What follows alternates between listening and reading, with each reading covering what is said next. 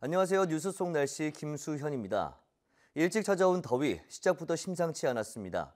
지난주 연일 한여름을 방불케 하며 서울과 경기 12개 지역에는 5월 들어 이례적으로 폭염주의보가 내려지기도 했습니다.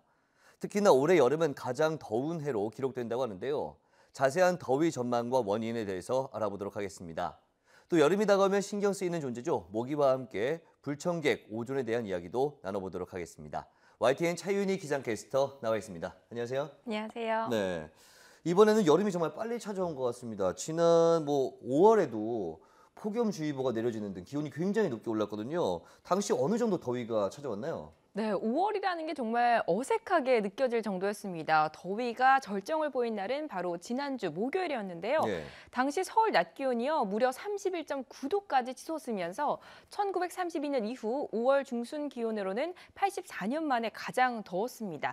이날 경기 5개 지역에는 폭염주의보도 내려졌는데요. 바로 그 다음 날이죠. 서울에도 폭염주의보가 발효되면서 특보제 도입 이래 처음으로 5월에 주의보가 내려졌습니다. 하지만 이때 일은 폭염은 미리 예보된 것이었는데요. 지난 4월은 137년 전 기상 관측 이래 4월 기온으로는 가장 따뜻한 달을 기록했는데 이 더위가 더욱 심상치 않은 것은 연속적으로 2014년부터 3년 내내 이 최고 기록이 이어지고 있다는 것입니다. 특히 올 4개월까지 기온만으로도 올해가 가장 더운 해가 될 확률이 99%라고 미국 항공우주국이 전망을 했습니다. 이와 같은 주범은 바로 엘니뇨인데요. 지난해 역대 최강으로 발달했던 이 엘니뇨가 약화하는 상황에서 그 여파가 한반도에 작용한 것입니다. 곧 소멸을 앞둔 엘니뇨의 심술이 대단한 것 같습니다. 네, 그렇죠. 이렇게 날이 더워지고 있는데 이에 따라서 오존에 대한 어떤 문제도 또 위험성도 많이 부각되고 있지 않습니까? 사실 오존 같은 경우에 눈에 잘 보이지 않기 때문에 어떤 일부에서는 미세먼지보다 더 위험하다 이렇게 말도 하거든요. 어떻습니까? 네, 이렇게 햇볕이 강한 날 거리를 걷다 보면 특유의 좀 비릿한 냄새를 맡아서 네. 불쾌했던 경험 한 번쯤은 있으실 그쵸. 텐데요. 바로 이 오존 냄새입니다. 이 문제는 오존은 눈에 보이지 않아 시민들이 위험성을 깨닫지 못한다는 건데요. 오존은 천식이나 알레르기 질환, 또 심하면 폐기종까지 걸릴 수 있고 기침과 눈의 자극, 숨가쁨 등 호흡기 전반적인 상태를 악화시키는 물질입니다. 따라서 20여 년 전 우리나라도 대기오염의 심각성을 일깨우기 위해서 오존 경보 제도를 도입했는데요. 오존 농도가 1시간 평균 기준에 따라 일단 0.12 ppm 이상일 때는 오존 주의보, 그리고 0.3 ppm 이상일 때는 오존 경보, 특히 0.5 ppm 이상으로 매우 심각할 경우에는 중대 경보가 내려집니다. 권고 내용을 살펴보면 소각 금지나 대중교통 이용, 외출 자제 등이 있는데요. 사실 또 다른 대기오염 물질인 미세먼지는 나갈 때 황사 마스크를 쓰는 등 어느 정도 대비로 예방이 가능하지만 오존은 별다른 대처법이 사실 없습니다. 따라서 오존 농도가 심한 날은 오후 2시부터 5시 사이 호흡기가 약한 분들이나 노약자, 어린이 등은 실외 활동을 자제하는 것이 가장 확실한 방법인 것 같습니다. 네, 그렇군요. 그럼 다음 주제로 좀 넘어가 보도록 하겠습니다. 사실 여름이 되면 조금 짜증난다고 할 수 있는 어떤 그런 게 바로 모기가 아닐까 싶습니다. 좀 맞습니다. 자려고만 하면 희한하게 귀 옆에서 그렇게 윙윙거려요. 근데 서울시가 여름철 쾌적한 환경을 만들기 위해서 이제 모기 예보제를 실시했다고 하죠? 네, 그렇습니다. 최근 우리나라도 이 지구 온난화에 따라 점차 아열대 기후로 바뀌면서 dengu열 등 아열대 지방에 분포하는 모기도 점차 확대되고 있습니다. 이를 통해 전파되는 질병에 대비하기 위해서 서울시는 3년 전부터 모기 예보제를 도입하게 됐는데요. 4월부터 10월까지 매일 서울시청 홈페이지에 가면 시민 누구나 쉽게 열람이 가능합니다. 서울시는 모기 체감지수 값에 따라 총 4단계를 발령하는데요. 일단 첫 번째 단계인 1단계 쾌적 단계는 모기 활동이 매우 낮거나 거의 없는 단계입니다. 다음으로 2단계인 관심은 야외 모기 서식자가 생기기 시작하는 때인데요. 이때는 집안 방충망의 파손 여부를 확인하고요. 빈 깡통 등의 고인물을 제거하는 것이 좋습니다. 다음으로 3단계인 주의 단계인데요. 모기의 야외 활동이 자주 확인되는 단계로 등산 등 야외 활동을 할 때 모기 기피제를 사용하고요. 또 하수구 등의 모기 유충 서식이 확인될 경우에는 관할 보건소에 신고하는 것이 좋습니다. 마지막인 4단계, 이 불쾌는 야외 모기 서식자가 많이 분포하는 가장 높은 단계인데요.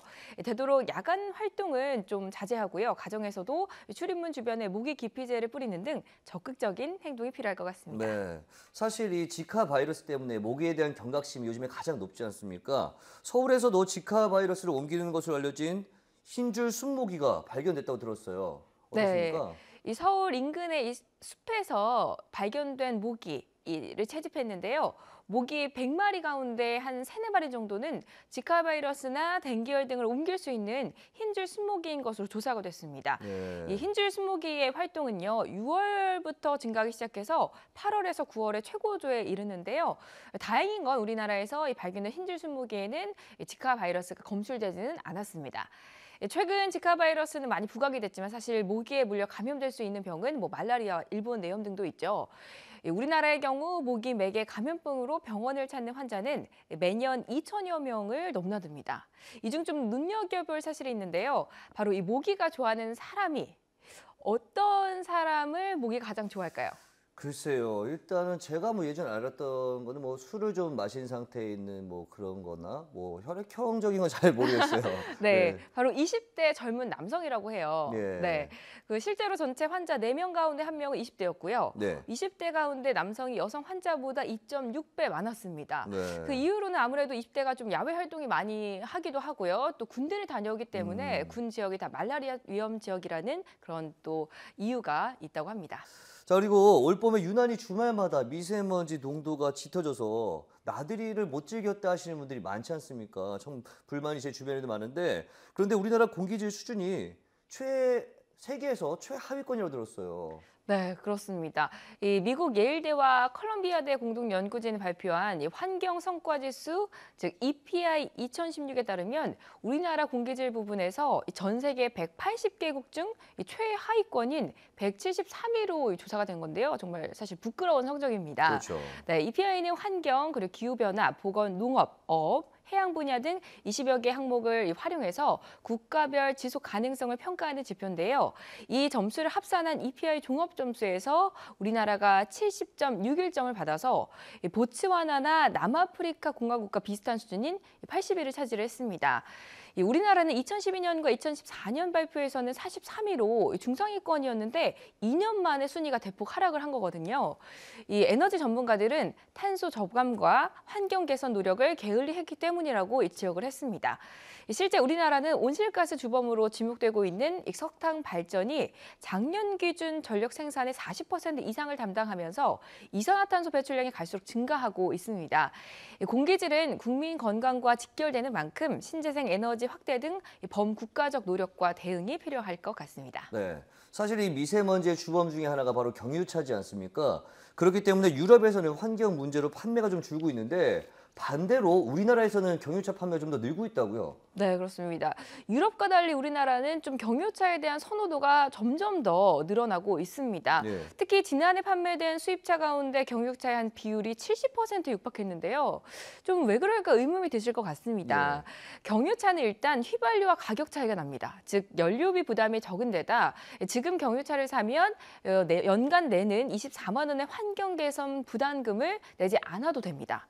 하지만 미세먼지를 만드는 질소산화물 배출량 기준이 지금도 휘발유차의 4배나 됩니다. 지난해 시험에서는 도로주행을 할 때 인증 기준보다 8배가량 더 배출이 됐는데요. 실제 배출 검사 없이 부담금부터 감면을 한 겁니다. 네. 공영주차장 할인까지 받을 수 있는 저공해 차량 인증도 마찬가지인데요. 경유차는 휘발유차의 3배 넘는 질소산화물을 배출해도 같은 혜택을 보도록 기준이 낮습니다. 이렇듯 연료비는 덜 들고 규제는 사실상 풀리다 보니까 경유차로 소비자가 몰리는 겁니다.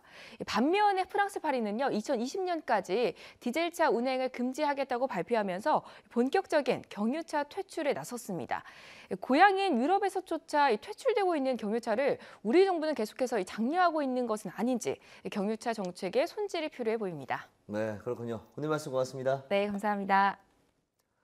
네, 뉴스 성나씨 오늘 준비한 소식은 여기까지입니다. 시청해주신 여러분 고맙습니다.